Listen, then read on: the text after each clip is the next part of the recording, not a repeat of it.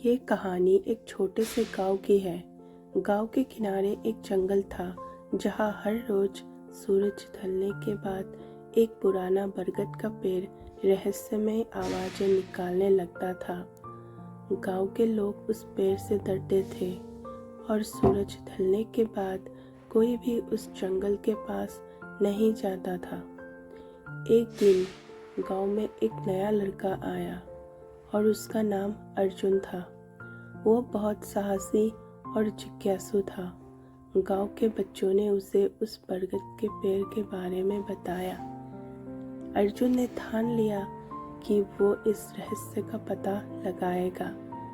अगली रात सूरज ढलते ही अर्जुन जंगल की ओर चल पड़ा।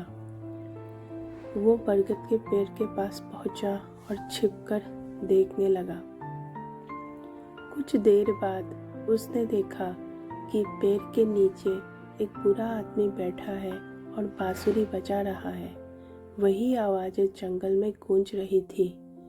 अर्जुन ने हिम्मत जुटाई और बूढ़े आदमी के पास जाकर पूछा, बाबा, आप कौन हैं और आप यहाँ क्या कर रहे हो? बूढ़े आदमी ने मुस्कुराते हुए कहा, बेटा, मैं इस पेड़ का रक्षक हूँ। ये पेड़ बहुत पुराना है और इसकी जड़ें पूरे जंगल में फैली हुई है। मैं हर रात यहाँ बैठकर बांसुरी बजाता हूँ ताकि ये पेड़ खुश रहे और गांव की रक्षा कर सके। अर्जुन ने पूछा, लेकिन आप ये सब छिपकर क्यों कर रहे हो? बूढ़े आदमी ने कहा, मैं चाहता हूँ कि लोग इस पेड़ का सम्मान करें और इसे बचाकर रखें। अगर लोगों को पता चलेगा तो वो इसे काट देंगे। अर्जुन ने वादा किया कि वो इस रहस्य को नहीं बताएगा और गांव के लोगों को इस पेड़ के महानता समझाने में मदद करेगा। उस रात के बाद से अर्जुन और बूढ़े आदमी में दोस्ती हो गई।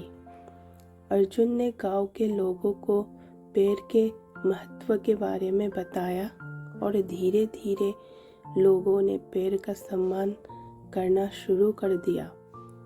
कुछ समय बाद गांव में हरियाली बढ़ने लगी, फसलें अच्छी होने लगी और गांव के लोग खुशहाल हो गए। अर्जुन और बूढ़े आदमी की दोस्ती ने गांव को एक नया जीवन दिया और वो बरगद का पेड़ गांव की रक्षा करता रहा।